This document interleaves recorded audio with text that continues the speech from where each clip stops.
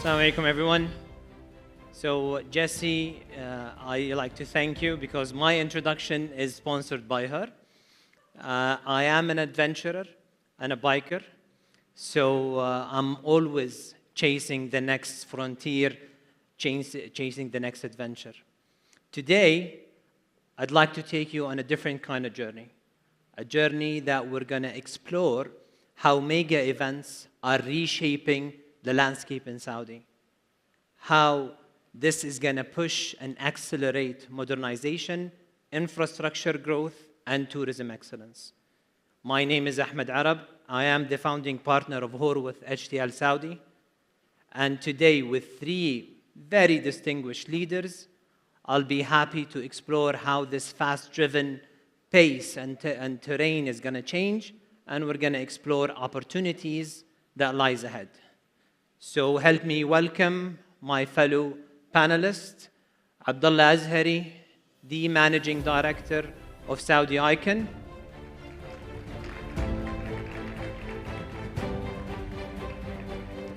Gavin Weaver, the Regional Director of AtkinsRéalis.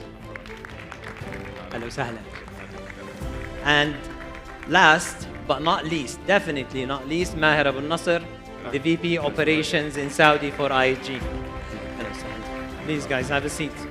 Fine. So are you guys excited to talk about this topic? Yeah, because we can choose a different topic if you want. So welcome, everyone. Let's start with some generic questions about the events in Saudi. Everyone knows that we are going a massive transformation with Vision 2030 in Saudi. In your point of view, how are mega events serving as a catalyst for modernization and infrastructure growth in Saudi? Anyone can start, or we can go rock, paper, scissors. Yeah. The whole issue with mega events is that it brings focus. We're all aware of the schemes that have been announced within KSA, but the mega events allow those to be distilled into the ones that we need to achieve to get these events to work properly. All of those are around having core places for these stadiums and events, and a regional transport network that allows smooth and easy free network for all the tourists. Great. I mean, from a hospitality point of view, Ahmad, we heard Dr. Sarah speak about 185,000 rooms that are needed to host the World Cup alone in 2034. So this does change our industry in a very important way. So it's more rooms. She also spoke about not sticking to the traditional hotel brands, so we need to bring more brands to the kingdom. If you look at the journey of IHG since 1975, when we started operating in the kingdom, we started with one brand, Intercontinental, and for 45 years we stayed with 3 brands only. Only in 2019 we started adding more brands because we started seeing the impact of events bringing new traveler segments into the kingdom. Our pipeline today has additional 7 brands coming to the country. So all of this is to cater for this growing demand of the new market segments that is driven by, partly by the events that are happening and preparing for the mega events that are coming. So I would say the demand is creating opportunities that were not there before, and there's a certain level of expectation related to quality that was never there before in the hospitality industry. Traditionally, hospitality in Saudi Arabia, or the hospitality industry, was focused in the holy sites. Now hospitality basically is spreading across different parts of the kingdom. So we see a huge shift in what the market is requiring, and a higher level of quality basically. So in order to achieve that, we are looking at different, we're growing, we're investing in our capabilities in ways that we never thought were needed a few years ago. Yeah. Amazing. We all know that mega events attracts a surge when it comes to visitation and visitors coming to Saudi. In your point of view, how is the country leveraging these events to boost tourism and showcase an element of hospitality excellence in that? I would say the prime examples of this are probably going to be Neom and Qiddiya. Qiddiya, especially, the fact it's growing now and will be the entertainment center of the kingdom. And there's fantastic theme parks that we're working on at the moment and hotels. And because it's going to have a stadium as well, it's going to allow all the infrastructure to be built to allow that. But it's going to have a lasting legacy. And both Neom and Qiddiya are essentially going to be new towns and new cities. And it gives a focal point for both of those. The biggest impact in our world is we're seeing unprecedented collaboration between the private sector and the public sector. Really, we heard our colleague from TDF earlier speak about how the TDF, the fund, is being an enabler for all those developments coming to all the various cities in the kingdom. And we heard earlier from the Ministry of Tourism around that as well, particularly in areas of funding developments and enabling talent. I mean, it's very important to focus on the talent part because these mega events are attracting a lot of Saudis to join the hospitality industry. And if you look at 2030 and 2034, a lot of the people that are going to be working in those mega events are people that are graduating today from high school. How do we talk to them and attract them to this industry so they work with us in those big events? And you see a lot of excitement, whether the World Cup or Expo, everybody wants to be part of it. So we're working collaboratively with our partners in the government to attract the talent, to build the hotels, and with Saudi Tourism Authority to tell the world about what's happening and market this destination so people can come and see what's happening.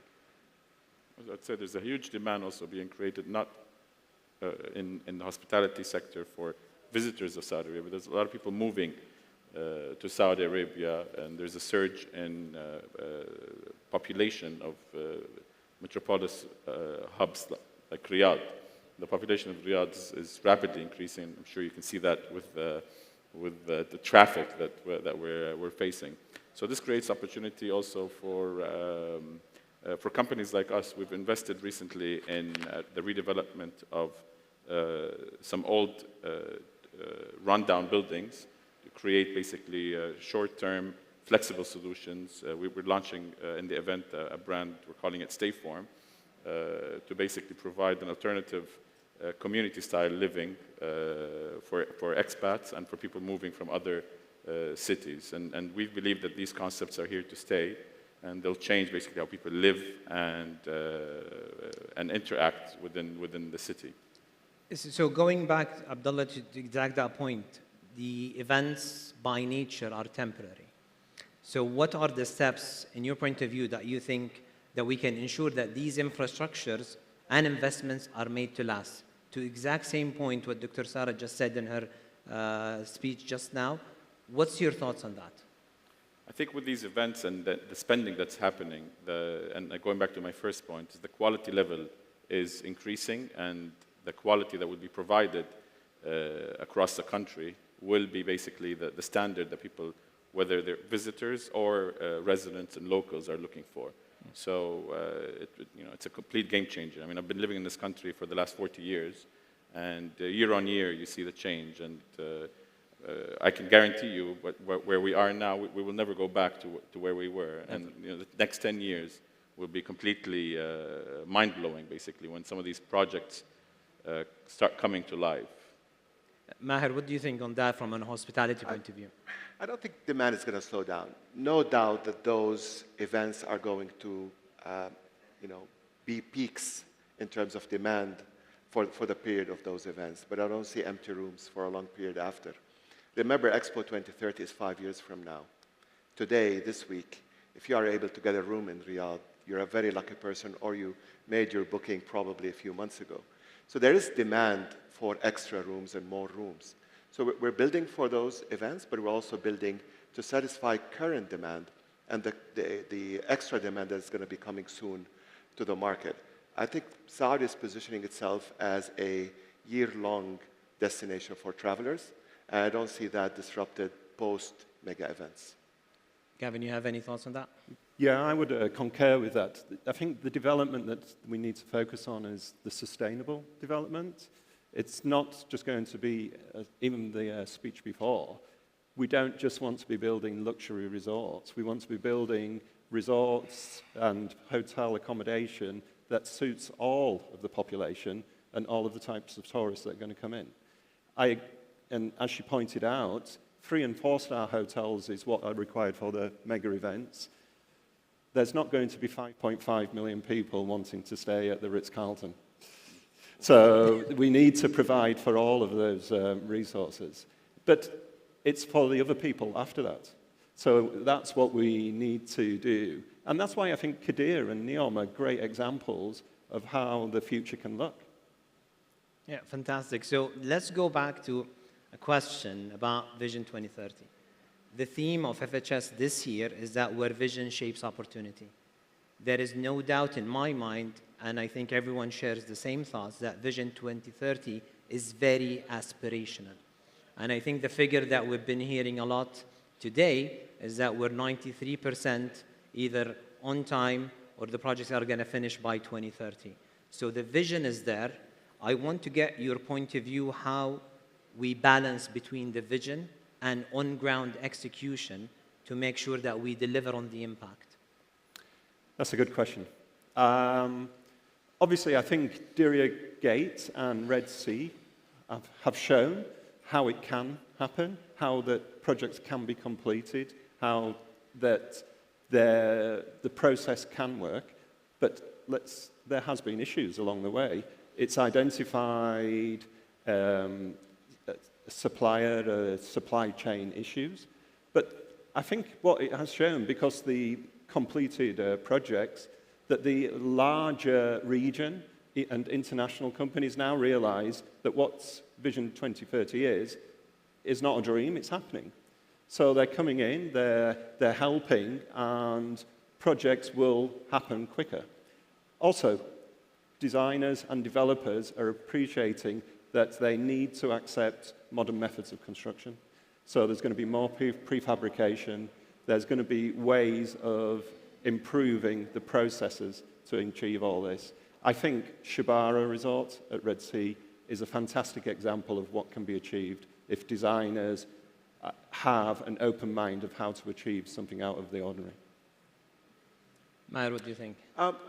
It's all started with the vision, and I think we talk a lot about what could have been delayed by now, but we don't talk enough about what was achieved. Remember, the 100 million visitors per year was set for 2030. It was achieved in 2023, and now lifted to 150 by 2030. So there's a lot that is achieved in progress. Look at the Red Sea, for example. We already have a 6 census there as IHG, and we're opening later this year an intercontinental resort over there. It's looking really beautiful. So a lot is being achieved. But in terms of vision, having that vision was very important, because it's all started with everybody looking at that vision, the targets that were set, and then you go backwards and say, where are the bottlenecks and how can we achieve those numbers? From our side, we look at different factors. We look at making sure we bring those rooms to the market. We have 45 hotels operating in the market today, but we have 50 in the pipeline. So more than double is going to be the size of IHG soon. And with that, all the various new brands that are coming and the various destinations that we're opening in. And also on the talent side, we spoke about that. But also, this is all about telling the world about what's happening. We just signed an MOU with the Saudi Tourism Authority in ATM to bring that to life, to our loyalty base, and to promote the destination for various travelers. So the vision has shaped a lot of that and has been the driver behind all the achievements that we've done. Fantastic. Abdullah, what is your thoughts on that? So the vision is definitely a main driver for the economic transformation of the country. And I believe the vision is just the start. The World Cup and the Expo development has, still in the planning stage. So there's so many more projects that are coming to the table now. From our perspective as builders and general contractors, we had to build capacity also. We increased our manpower from 1,500 people at the end of 2023 to more than 3,000 people now. and we've made significant investment in the supply chain that we work with. We've invested in specialist factories, in aluminum, in millwork, and in metalwork, and we continue to drive that expansion basically to keep up with the demand. So that's an amazing segue to a question specially designed for you. So as a managing director of Saudi Icon, you are at the forefront of building Saudi's next generation hotels and venues. How have the demands of these specific mega events influenced the way that you design and execute these projects? So we're actively involved in a number of major assets, in the construction of a number of major assets, such as the Intercontinental in Shura that's scheduled for delivery this year, and we're also working on the Four Seasons in Amala, amongst other projects. The demands for quality is unprecedented in the country. The demand for timely delivery and for creative, basically, and innovative solutions it's nothing that we've seen before. So again, going back to the point, we're investing heavily every day in increasing our capacity and building partnerships with different entities to meet these very difficult timelines. I can feel it, yeah. Of course, yeah. So Gavin, from your point of view, major events often require massive upgrade to infrastructures on a city level.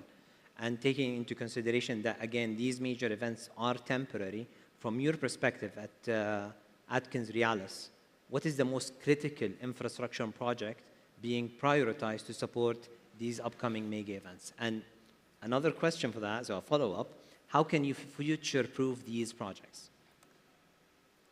Too many good questions here. I would say we're all aware of the airport expansions and the realization that obviously you've got to improve the entry of all these future tourists and also for the mega events. I think the next step is then connectivity. Once you have those tourists at the airport, how do they get to where they need to be? So I think any master planning as we go forward, be it from mega events or just the future sustainable legacy of the country, is there's going to be what we call transit hubs, essentially where there's several means of public transportation and car parks that allow the dissemination of these people to all the various things. So if you think, how are the football fans going to get to Qiddiya when they arrive at Riyadh Airport? There needs to be some kind of system to get them there that flows and all works. So all of these, once you create a hub, you create hospitality options, F&B, retail, and residential accommodation. So these will become mini focal points for the future growth of the population. Amazing. Thank you, Gavin. So Maher, how is IG preparing for its properties from a service point of view? You deliver a world-class service, and also the seasonality or the cyclical way of having the visitors coming into your properties. Yeah, well, with the diversification of the market segments that we're seeing, we're bringing new brands and new experiences to the new hotels that we are building in the kingdom. But also remember, we still have 45 hotels that are operating. We're now seeing demand for facilities that were not there in the past. So now we see there's more demand for spas and technology in our meeting rooms and fine dining in our hotels. So we're renovating our hotels to remain relevant to the new traveler in the market and to make sure that we satisfy all the traveling segments that are coming. Fantastic. I'm seeing Jesse coming in, so it means our time is almost done. So let's finish up and wrap up with some rapid-fire questions. So the shortest the answer, you get an award. Jesse's going to give you an award on that. Me? Yeah. So which upcoming mega event or project you're personally most excited about? I'll take this. I would say King Salman Park and the Sports Boulevard extension. I call it an extension of King Salman Park. As a resident of Riyadh for the last 15 years, I can't think of anything else that I'm looking forward to as much as this project. It'll change completely how people live in the city, how they feel about the city, whether residents or visitors. And Riyadh is a great city that we love, but we still struggle in finding things to do sometimes that are natural or connected to nature. And I believe this project will just completely change that. It's a great opportunity for the residents and the visitors to experience the outdoor side of Riyadh in a different way. Amazing. Yeah. Gavin? Well, it's got to be the FIFA World Cup.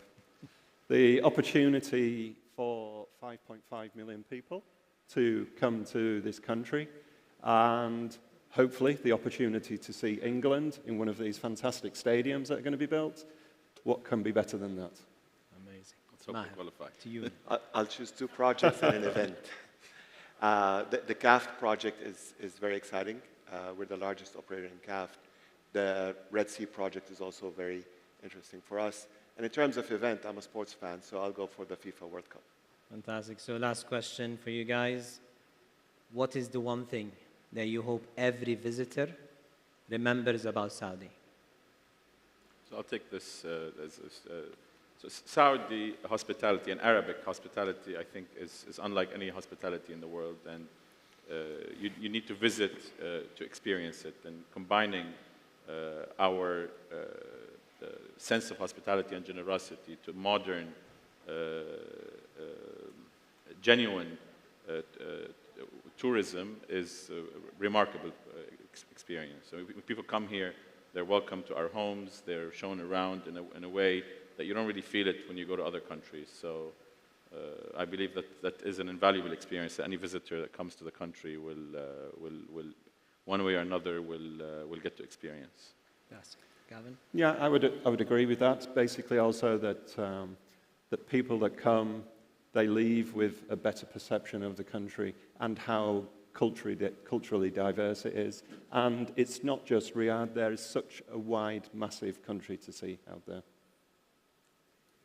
There's a lot to see in Saudi Arabia. There are beautiful mountains in Asir, Baha, and Ta'if, and there are beautiful beaches in the Red Sea and in the Eastern Province. And the hospitality, wherever you go, is different, but always at a very high level of standard. So I invite everybody to go and experience all these kinds of different destinations. Fantastic, fantastic. Thank you very much. Appreciate your time and effort. Help me give a round of applause for the panelists. Thank you very much.